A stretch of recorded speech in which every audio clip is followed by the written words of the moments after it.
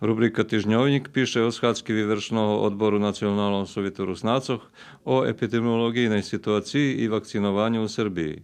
Naše mesto informujú jak preslavený deň ženoch, o akciji rovnania dilovog u ruskim keresture, jak i o pririhtovanju humanitarnej akciji za Vanju Roman zo Zdjuđova.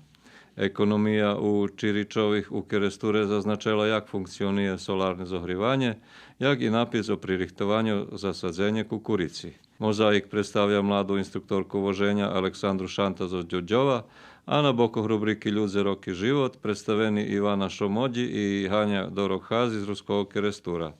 Duchovni život piše jak označeni Švetovi molitvovi deň i o počatku postu po julijanskim kalendare.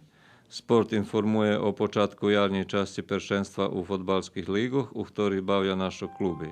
Jak dodatok vyšli ruske slovečko i ruske slovo u Švece.